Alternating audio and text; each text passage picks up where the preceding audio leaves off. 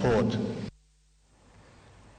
Komiti mar senet mochung'ne timo nonro wi kaka weche mag thieth dhi nyime kuonde yudo thieth ma kauntis e alwora ma imbo mar Kenya kawuono chopo Kisumu kama gidhi nyime kod twak gi komiti mar od bura matin ma Kisumu mochung'ne weche mag thieth mar yango midhiero mosebedo kathiro weche mag thieth e kaunti no. Komiti mar County Assembly ma Kisumu kotelnegi kod Vincent Jagongo Onyango oyango midhiero ma opogore kaka leo mag osach jochiw thieth, deko e chwalo yedhe kod gige chiwo thieth, deko ma chwalo omenda makonyo riembo tije mag kuonde yudo thieth e kind mamoko. Watudre kod Millicent Adhiambo achiel kachiel mondo mi wane ler. Millicent Adhiambo,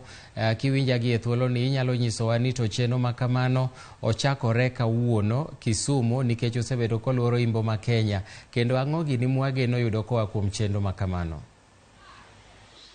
Erokamano ahinya Milton, achiel kachiel ka en laro mar od bura matin ma Kisumu kuma chenro no ochakore ayanga ka seneta komiti mar seneta ma bende ochung'ne timo nonro ma kamano ka giluorore ne onyalo bedo kod twak nyiriri mokalo kod komiti mar od bura mar assembly mane onyalo yudo thuolo mar pedho e nyimgi midhiero ma gisebedo ka gikaloe ma bende thiro weche thieth e kaunti ma Kisumu kaendi ahinya to e osiptende mag sub county kaachiel kod osiptal maduong' mar chiwo thieth ma Ramogi Oginga Odinga Teaching and Referral Hospital. Moko kuom gigo ma bende ne ginyalo pedho e nyim komiti no ero en achiel kuom gigo ma bende giwacho ni osebedo kathiro sekta no en weche omenda ma bende deko kapok ochwal ne osiptende mondo mi onyal konyogi e riembo tije mag chiwo thieth kaka owinjore. Ka giwacho ni omenda kamago sama osedeko to gibedo kod tich matek e thiedho jotuo ma girado godo kata chiwo thieth matek kopogore kod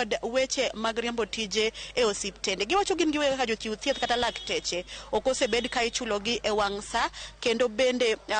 staff kata jo mondiki ma bende konyo e chiwo thieth bende kwan gi ni piny miyo gitiyo mang'eny ahinya mokalo seche ma ondik ni jatich mar sirikal kata jachiw thieth owinjo bed ni tiyo e osiptal. Ka giwacho ni gidwa ni mondo mi tich odhi maber e kaunti ma Kisumu kaendi, gikwayo mondo piny owacho ogol kar chiwo thieth maduong' ma Ramogi Oginga Odinga kowuok e level mar 5 otere osiptal mar level mar 6 mondo tend kaunti ma Kisumu oyud thuolo makare mag tayo weche thieth ka ogidong' mana gi osiptende mag sub counties. Giwacho ni mano bro konyo gi ahinya e tayo thieth nikech sama koro owenegi osiptal maduong' mar Ramogi to tich bedo mang'eny ma tend kaunti ok nyal yudo thuolo mar rango kaka tije go dhi ahinya, to ahinya bende seche ma bende gikoso kata kwan ni piny mag jogo makonyo e chiwo thieth. Gie thuolo ni endi Milton ok anya nyisi mang'eny nikech e seche mane jogo osepedho midhiero motenore gi mago kaka weche mag yedhe bende onge, sama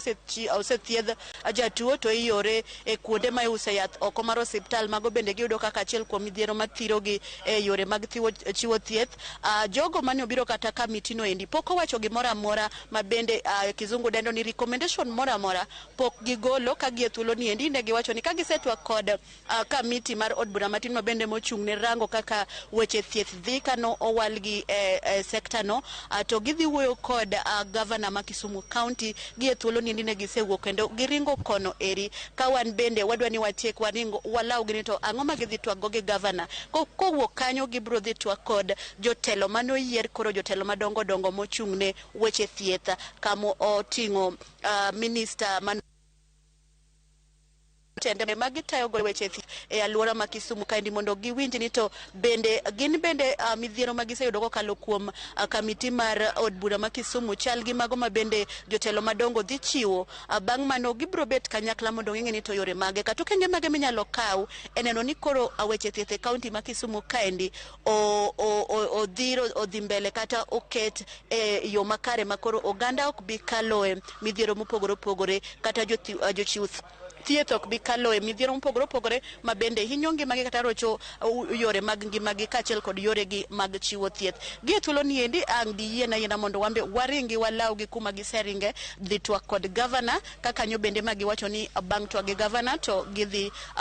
twak kod jofwambo mondo ginyiswa ni to gin gik mage ma giyango, gik mage ma bende gineno ni gidhi chwalo e nyim piny owacho kata tend piny owacho mondo mi oket e ong'ala manyime mar konyo weche mag thieth e alwora mar imbo mar Kenya kaendi. Wuoth ma kamaendi bende nochakore nyoro ka ne gichako gi osiptal ma Vihiga kaunti ka giwuok kanyo gibiro Kisumu kaendi. Kiny ne gibed Nyamira to gibotieko gi Kisii. Bang'e no wabong'eyo bang'e kaka weche mag bero sekta mag thieth e imbo mar Kenya bro chalo. Ka ok kamano kionge penjo mora mora to diyiena mondo aringa dhiyo in be aweni dhi nyime kod weche mamedo tuche mesa mar keweche Milton an kuomi.